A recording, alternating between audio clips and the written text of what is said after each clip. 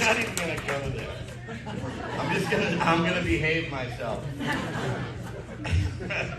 One more time for Christine Second. And do me a favor. I have all social media. It's all under Warren Durso. Be nice and friend me wherever you find me. Would you do that? Because I can't get into another movie unless I have a lot of followers. Talent doesn't matter. I just have to have followers. I'll blow up my phone like a Middle Eastern terrorist. All right? Do that for a minute. All right, you ready for your next comedian? I'm just meeting him tonight, so I don't want to get it all screwed up. And I'm not going to say he's my best friend and then screw his name up. So he's a native of Ottawa, Canada. Okay? He's here to make you laugh tonight. It is Brian Patafi. Can you say that right, Brian?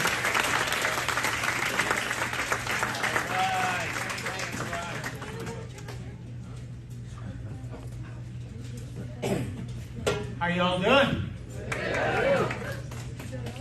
What a great place this is. I can only imagine what it's going to be like when they get it fucking finished. Like the man told you, I'm from Canada, and any Canadians in here? So you guys can attest to the fact I got 2 arms, 2 legs, pretty face. We're not fucking polite, okay? Everybody says, oh, Canadians are so polite. No, we're not polite. We're not polite.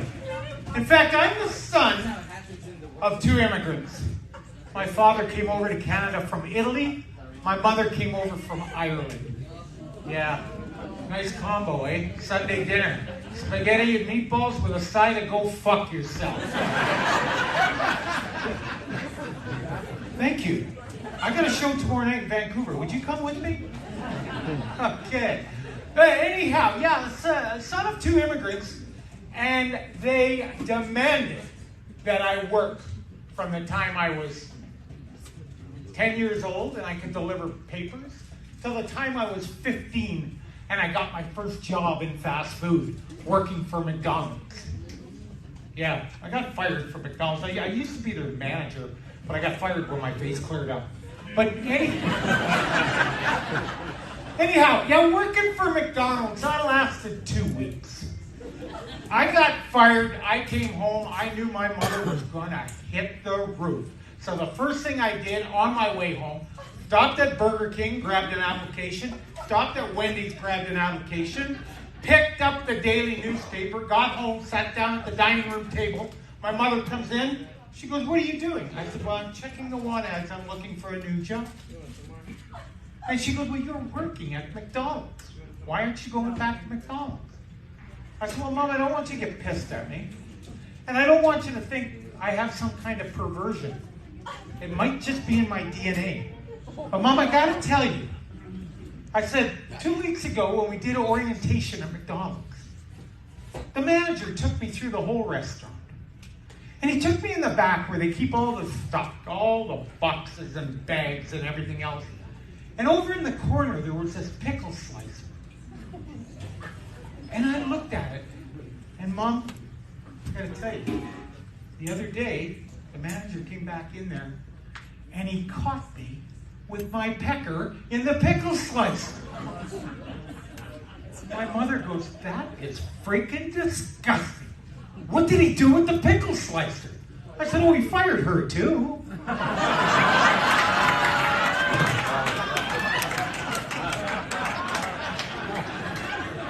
So, you know what? After that, I got a part-time job in the bank, RBC, big bank company in Canada. And I remember a little old lady came in one day and she said, hey, can you check my balance? I said, sure. So I jumped over the counter and I pushed the bitch over. And I said, yeah, balance isn't very good, lady. So I didn't laugh there. But the best job I had as a teenager was working at Kmart. Now, who in here remembers Kmart? Holy cow, that many people, I might as well be at a freaking bingo. Looking around here, it looks like a fucking waiting room for heaven. Don't worry, we're all going. One way or the other. In fact, I'm getting cremated when I die, just so I get used to the heat. But anyway, I get this job at Kmart. I go to a job fair. There's 200 people at it. They're picking 15 people. I am one of the 15. I'm at orientation with the other 14. And the manager comes in, he goes, "Welcome to Kmart." He goes, "We are a one-strike company. And here's how it works. Every one of you is going to learn every section in the store. So if I make a phone call because I need somebody, I know that every one of you can work in lawn and garden, pharmacy, sports, whatever. You're going to work in every section. But what you're going to do is you're going to learn to upsell." Now he says, "Do any of you guys know what upselling is?" We didn't. We were teenagers. We didn't give a shit, right? He goes, "James, this is upselling. If you're working in golf and somebody comes in and they want a dozen golf balls, well, try to sell them a bag of tees. And maybe try to sell them a golf club or show them a sale on putters." He goes, "That is upselling." And he goes, "I bring in secret shoppers 4 and 5 days a week. And they'll be going around, and if they come back to me and say that you aren't upselling, you're fired. We're a one-strike company." Well, I have no problem with it, because I like to talk. So,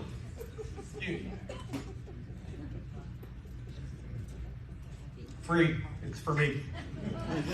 Anyway, first day there, I'm working in pharmacy. I'm stocking the shelves, I'm cleaning the floor. Some guy comes in, he says, "Excuse me, young man." I said, "Yes, sir." He said, "Can you tell me where the feminine hygiene pads are?" I said, "Yes, sir. You're at the end of this aisle on the top shelf." And he goes, "Thank you." I said, "Sir, can I interest you? We got a great sale on lawnmowers over in Lawn and Garden." He goes, "Why would you think I need a lawnmower?" I said, "Well, obviously your weekend's fucked. You might as well cut the grass."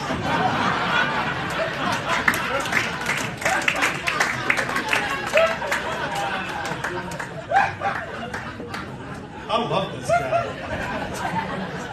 So anyway, being an Italian-Irish kid, I grew up in a Catholic family. And at 12 years old, my parents made me become an altar boy. That's why I have this bad gag reflex.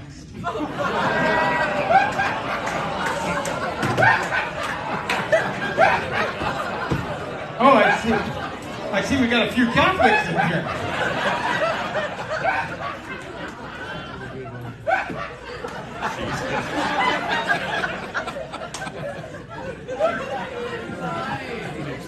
Anyhow. Yeah, so I was an altar boy. And being a 12-year-old altar boy is like being a rookie on a sports team. Okay? And being an altar boy back in the 60s is when they did Mass in Latin. How many Catholics in here? How many Catholics in here remember Mass in Latin?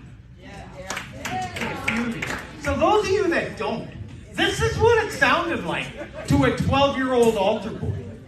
The priest would get up there and he'd go, "My father can beat your father in domino."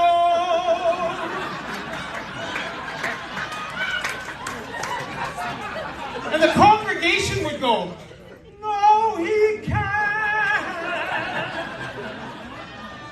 And then the priest would come back with, "You fucking right, he can't." And then 4 guys with baskets would go up the middle and take side bets.